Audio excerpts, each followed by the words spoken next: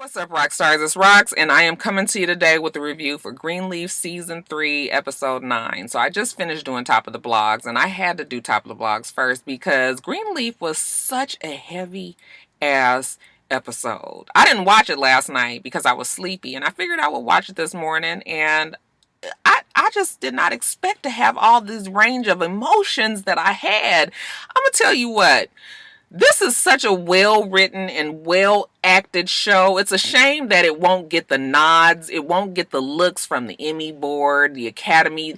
These people that are on this show, we've heard of their names. We know who they are. I mean, there's some newcomers there as well. But the main folks, the Bishop, Lady May, we knew who they were. And they do an absolute fantastic job. The guy that plays the bishop, I'm sorry, I don't know his name and I don't have time to look it up. But like I said, we've seen him on things in the past, but I think that he is doing such a spectacular job of really, I mean, this character, it just seems so much like him. It's an excellent show. And it's on, so like I said, I don't know if it will ever get that look, but they're doing great work over there. It was a really deep and touching show. So anyway, let me get on with it, but I can already let y'all know that because of where my emotions are, it was heavy, y'all. With all that being said, let's get to it, shall we? All right, you guys, so the Silver Jubilee is this Sunday coming up, and he's getting prepared for it. You know, Grace sees all the preparations. I was like, Daddy, you really did a good job, but, you know, eventually you're going to need help because Lady May was the one that did all the incidentals, the flowers, the decorations, making sure the people came, you know, all of that. And so she's telling him that he is going to need help eventually. Bishop is wanting to make it a point to do this all on his own. When he goes to his office and Corrine is there, she hands him a package. It's the divorce papers. They were just delivered to his office.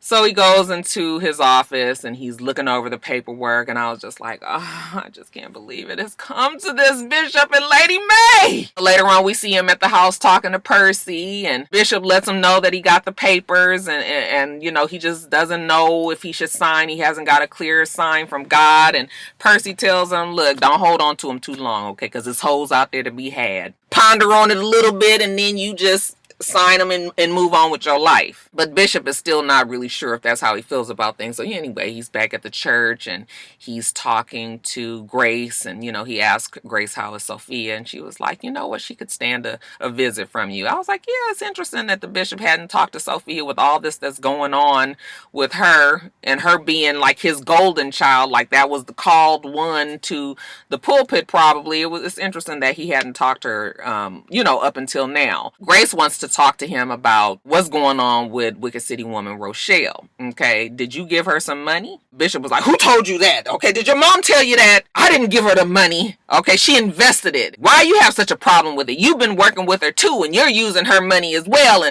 And Grace was like, no, Mama didn't have nothing to do with it. This is all me. She says, the only reason that I am working with Wicked City woman Rochelle is because I am trying to keep my good eye on her. Trying to figure out exactly what's going on. But Daddy, you got to understand that that girl has swooped into this church. She's created a division between you and Mama. He said, oh, no. Lady May is the reason that we're not together anymore because she's jealous. Grace is trying to convince him to get the money back. He says, oh, I will get the money back. Okay, with dividends. Okay, tenfold.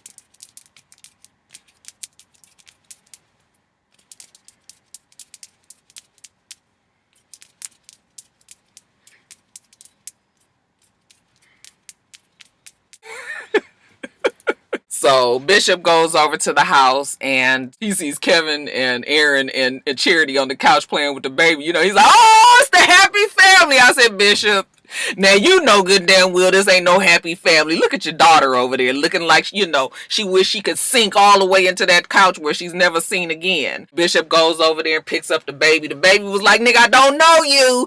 Get off me. Let me go. Get off me! The baby is all crying. So, you know, Bishop get a baby back to Kevin and Aaron. And then when he's about to leave out of the room, Aaron comes and tells him how Lionel, okay, you guys remember Lionel. Lionel now has pancreatic cancer. and that I guess he had been trying to reach out to the bishop or something. So the bishop says, okay, I will I will call him. So now that he's at the house, you had to check on Charity. Charity don't look right. Okay, some ain't right there. Then he goes and checks on Sophia. She's like, what are you doing here, grandfather? Like, well, this is still my place. Damn, your pawpaw can't come through. This was the first scene that I was like, oh, start to tug at the heartstrings. Like I said, I don't know why he's never been the one to talk to her. It seems like out of everybody there that he would have been able to kind of touch that inside of her, since she's struggling with her, belief in God. That he would have been the one that would help her. She has all these questions about God, and he tells her that she needs to come to church on Sunday, for the Jubilee, okay, because she had already said that she ain't going to church no more. He says, but just please come for the Jubilee, because God has given me a special message just for you, okay? So Sophia says that she will think about it. So then when Bishop leaves from the house, he goes back to home, which would be Percy's house, and he walk in the house, a child is a hoe up in the damn house. I said, oh no, Bishop, this ain't gonna work. This ain't gonna work, Bishop. The girl is in the kitchen getting her a drink or something, and Bishop looking around like, where's Percy? And she says, oh, Percy knocked out, we done. She done got her money, it's time for her to go. But she can hang out if you need a little touch up, you little tune up yourself. Bishop's, oh no, thank you, I'm good. Okay, but Bishop is looking around like, what in the fuck am I doing here? I say, yeah, Bishop, get you.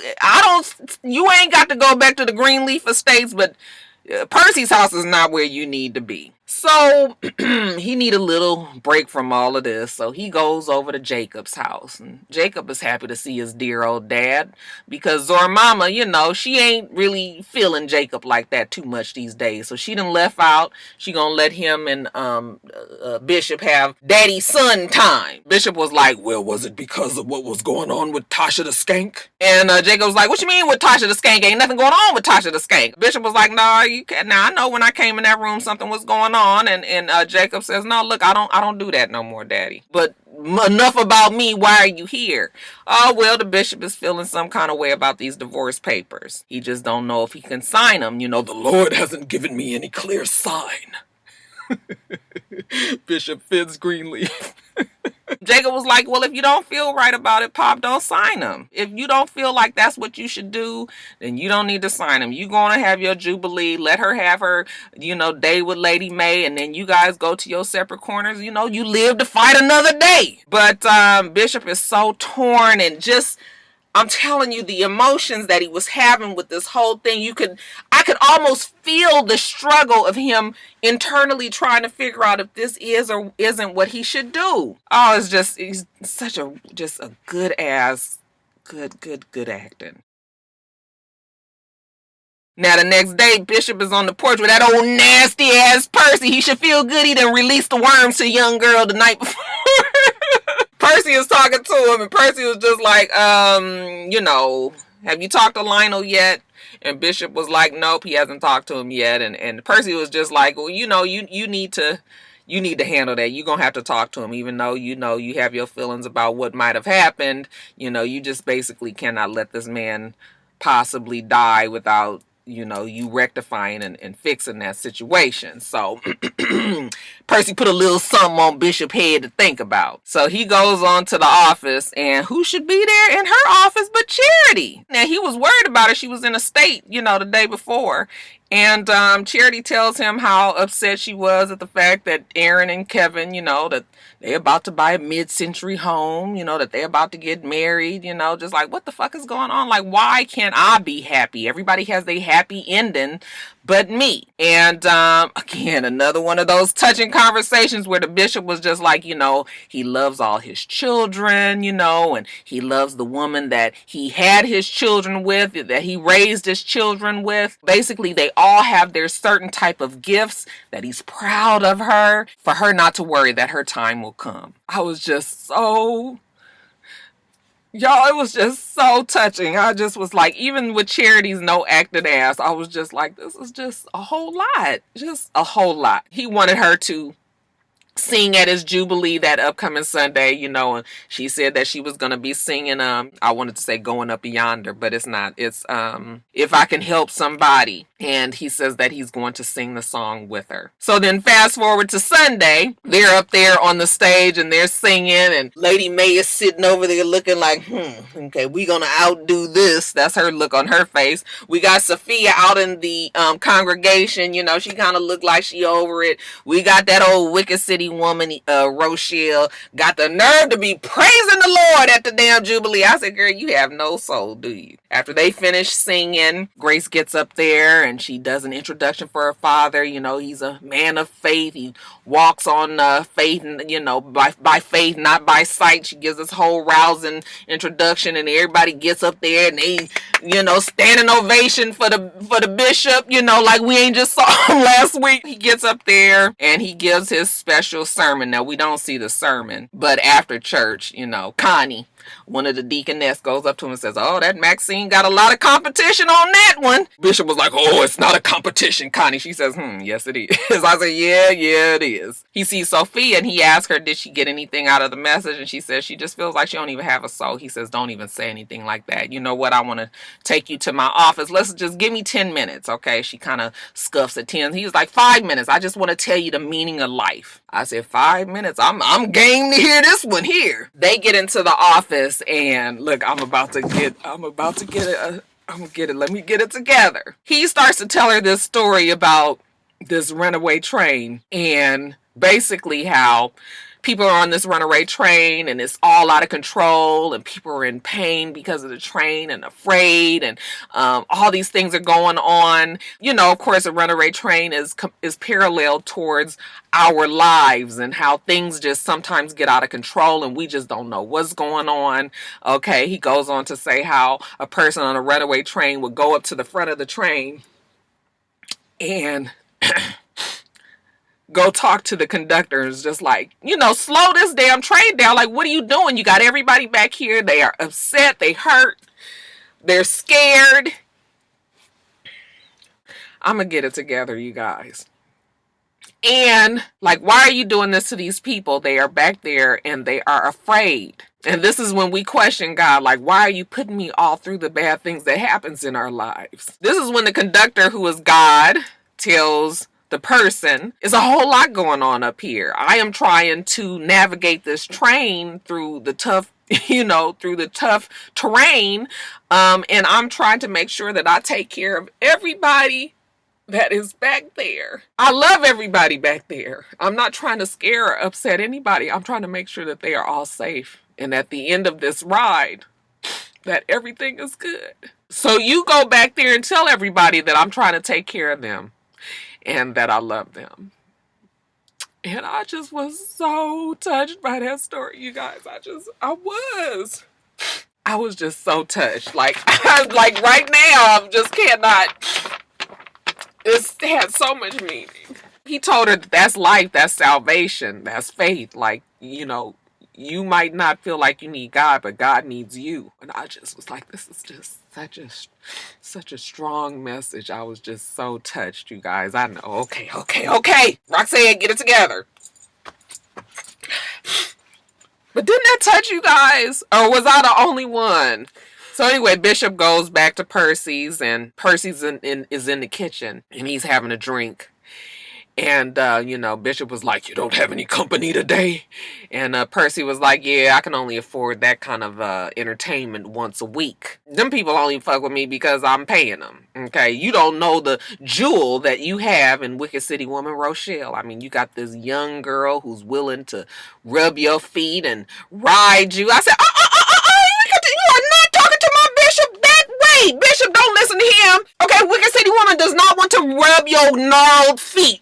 Okay, no. I'm sitting there thinking like, no, don't listen to him, James. Fuck, you got a woman at home. Okay, you guys grew old together. You built this legacy. You have this family. Fight for your family. Don't get distracted. I know Lady May is difficult. She's a handful. She's asked for it. But I was just like, don't listen to Percy. Okay, and that's when Bishop goes into his room and, fuck, he's old. He's got Parkinson's, he's got issues. Like, what are you doing with your life right now? So Bishop has those same questions. So he meets with Wicked City woman Rochelle, and he was just like, I need to know, what are we doing with our lives? Well, you told me you loved me. Okay, did you mean that? And she says, well, do you think I was lying? And he goes, listen, I'm just trying to explain to you that I am an old man. Okay, my hands shake. My body is not what it used to be. I'm never going to be the young man that, somebody your age possibly would want. So he just wants to know why, what stake does she have in this relationship? And she was like, well, what do you think, that I am using you? Okay, she's pull out your phone and look at that app where you can see your accounts. So he pulls out his phone, and he was just like, oh dear God in heaven, did I make that much already? You sure have, but you trying to say that I'm using you, huh? Well, maybe you using me. I said, okay, Wicked City woman Rochelle, I see what your angle is here. Okay, you're not going to break them. You're going to give them all this money so it looked like it was done illegally. Okay, you invested illegally, I guess because of insider trading. Like, I don't know what the angle is, but it's still going to be something bad. Instead of them being broke, it's going to be a whole bunch of money. But I still got your number. Well, she plays the old whole indignant, I can't believe you would blame me or something like that role. She tells him how the whole family is snakes and she never should have trusted him, and she's leaving out, and he says, wait a minute, Wicked City woman Rochelle. I promise I will never doubt you again.